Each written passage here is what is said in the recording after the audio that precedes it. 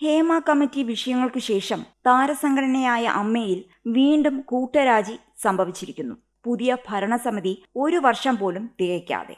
President Shweta Menon അടക്കമുള്ളവർ കഴിഞ്ഞ ദിവസം നടന്ന ജനറൽ ബോഡി യോഗത്തിനു ശേഷമാണ് സ്ഥാനം രാജിവെച്ച് അമ്മ വിട്ടിറങ്ങിയത്. ശ്വേത ഉൾപ്പെടെയുള്ള ഭരണസമിതിക്ക് എതിരെ സാമ്പത്തിക ക്രമക്കേട് അടക്കമുള്ള ആരോപണങ്ങൾ ഉയർന്നിരുന്നു. സംഘടനയിലെ പുതിയ സംഭവ വികാസങ്ങളെയും വിവാദങ്ങളെയും കുറിച്ച് പാസ്റ്ററും അറിയപ്പെടുന്ന സോഷ്യൽ മീഡിയ ഇൻഫ്ലുവൻസറുമായ ജെറി പൂവക്കാലയുടെ വാക്കുകൾ ശ്രദ്ധ നേടുകയാണ്. അതിങ്ങനെയാണ്: തണൽ മരം വീണ അമ്മ, ഇന്നസെന്റ് എന്ന അതികായനും ഇന്നത്തെ അമ്മയിലെ ചീട്ടുകൊട്ടാരങ്ങളും.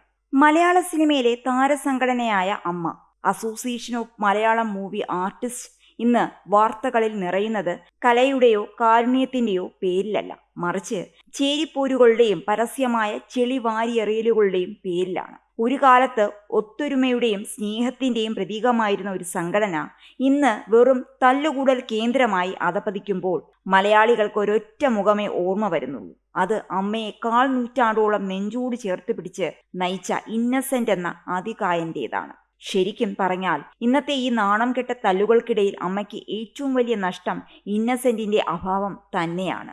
ചിരിപ്പൂക്കൾ കൊണ്ട് കോട്ട കെട്ടിയ ഇന്നസെന്റ് കാലം ഏതു വലിയ കൊടുങ്കാറ്റിനെയും ഒരു ചെറിയ തമാശയിലൂടെയോ തോളിൽ കൈയിട്ടുള്ള ഒരു സംസാരത്തിലൂടെയോ ശാന്തമാക്കാൻ കഴിഞ്ഞിരുന്ന അസാധ്യമായൊരു ഭരണപാടവം ഇന്നസെന്റിനുണ്ടായിരുന്നു. സൂപ്പർ താരങ്ങളുടെ ഈഗോയും യുവതാരങ്ങളുടെ ആവേശവും ഒരുപോലെ നിയന്ത്രിക്കാൻ അദ്ദേഹത്തിന് കഴിഞ്ഞത് അധികാരം പ്രയോഗിച്ചല്ല, മറിച്ച് എല്ലാവരെയും ഒരേ കണ്ണോടെ കണ്ട സ്നേഹം കൊണ്ടാണ്. സംഘടനയ്ക്കുള്ളിൽ എത്ര വലിയ ആഭ്യന്തര പ്രശ്നങ്ങൾ ഉണ്ടായാലും അത് മാധ്യമങ്ങൾക്ക് മുന്നിൽ ഒരു നാറ്റക്കേസാകാതെ വീട്ടുചുമരുകൾക്കുള്ളിൽ പരിഹരിക്കാൻ അദ്ദേഹത്തിന് പ്രത്യേക കഴിവുണ്ടായിരുന്നു. നമുക്കിത് ചിരിച്ചു തീർക്കാം എന്ന അദ്ദേഹത്തിന്റെ ലൈൻ പല വലിയ പ്രതിസന്ധികളെയും നിസ്സാരമായി ഇല്ലാതാക്കി. ഇന്നസെന്റ് പ്രസിഡന്റ് ആയിരുന്ന കാലത്ത് അമ്മ എന്നത് കേവലം ഒരു സംഘടനയായിരുന്നില്ല, മറിച്ച് എല്ലാവർക്കും തണലേകുന്ന ഒരു വലിയ തറവാടായിരുന്നു. പവിത്രനാമം തെരുവിൽ വലിച്ചിഴക്കപ്പെടുമ്പോൾ എന്നാൽ ഇന്ന് ആ തറവാടിന്റെ അവസ്ഥ എന്താണ്? ഇന്നസെന്റ് കെട്ടിപ്പടുത്ത ആ പവിത്രമായ പീഠത്തിലിരുന്നാണ് ഇന്നത്തെ ഭാരവാഹികൾ പരസ്പരം ചെളിവാരി എറിയുന്നത്. ഈഗോയും അധികാരമോഹവും ഗ്രൂപ്പിസവും തലയ്ക്കു പിടിച്ച കുറച്ചുപേർ ചേർന്ന് അമ്മ എന്ന സംഘടനയെ തെരുവിൽ വിചാരണയ്ക്ക് വെച്ചിരിക്കുകയാണ്. വാർത്താ സമ്മേളനങ്ങളിൽ വന്ന് പരസ്യമായി വെല്ലുവിളിക്കുന്നവരും മാധ്യമങ്ങൾക്ക് മുന്നിൽ സംഘടനയെ നാണം കെടുത്തുന്നവരും ഓർക്കേണ്ട ഒന്നുണ്ട്: നിങ്ങൾ തകർക്കുന്നത് ഒരു കാലത്ത് ഒരുപാട് പേർ വിയർപ്പൊഴുക്കി ഉണ്ടാക്കിയെടുത്ത ഒരു പ്രസ്ഥാനത്തിന്റെ അന്തസ്സാണ്.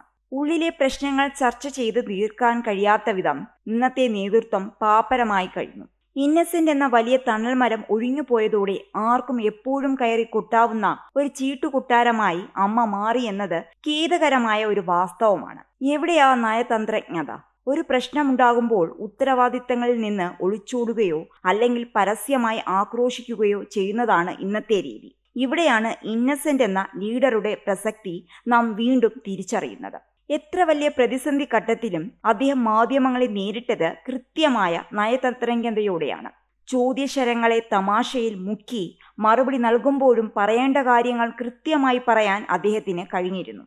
ഇന്നത്തെ ഭാരവാഹികൾ തമ്മിൽ അടികൂടുമ്പോൾ തോറ്റുപോകുന്നത് മലയാള സിനിമയുടെ ഒരുമയാണ്. തങ്ങളുടെ വ്യക്തിപരമായ അജണ്ടകൾ നടപ്പിലാക്കാൻ സംഘടനയെ ഉപയോഗിക്കുന്നവർ ഇന്നസെന്റ് എന്ന മനുഷ്യന്റെ ചരിത്രമെടുത്ത് പഠിക്കേണ്ടതുണ്ട്. അധികാരം എങ്ങനെ വിനയത്തോടെ കൈകാര്യം ചെയ്യണമെന്നും പ്രതിസന്ധികളിൽ എങ്ങനെ ഒരു രക്ഷാധികാരിയാകണമെന്നും അദ്ദേഹം കാണിച്ചു തന്നു. ഒടുവിലായി അമ്മയ്ക്കിപ്പോൾ സംഭവിച്ചുകൊണ്ടിരിക്കുന്ന ഈ അധപതനം കാണുമ്പോൾ ഏതൊരു മലയാളിയുടെയും മനസ്സ് വിങ്ങും. കോടികളുടെ ആസ്തിയോ വലിയ ഓഫീസുകളോ ഉണ്ടായാൽ മാത്രം പോരാ, അതിനെ നയിക്കാൻ വലിയൊരു മനസ്സ് കൂടി വേണം. ആ വലിയ മനസ്സിന്റെ പേരായിരുന്നു ഇന്നസെന്റ്. ഇന്നത്തെ ഈ നാറ്റക്കേസുകളും പരസ്യ തല്ലുകളും കാണുമ്പോൾ മലയാളികൾ ഒരേ സ്വരത്തിൽ പറയുന്നുണ്ടാകും: ഇന്നസെന്റ് ചേട്ടാ, നിങ്ങൾ ഉണ്ടായിരുന്നെങ്കിൽ ഈ വീട് ഇങ്ങനെ തകരില്ലായിരുന്നു. ഇപ്പോഴത്തെ ഭാരവാഹികൾ ഈ അടിപിടികൾ നിർത്തി ആ വലിയ മനുഷ്യൻ കാണിച്ചു തന്ന സ്നേഹത്തിന്റെയും ഒത്തൊരുമയുടെയും വഴിയിലേക്ക് തിരിച്ചു വന്നില്ലെങ്കിൽ ചരിത്രം നിങ്ങളെയൊന്നും മാപ്പാക്കില്ല എന്നുമായിരുന്നു ജെറി പൂവക്കാലയുടെ കുറിപ്പ്.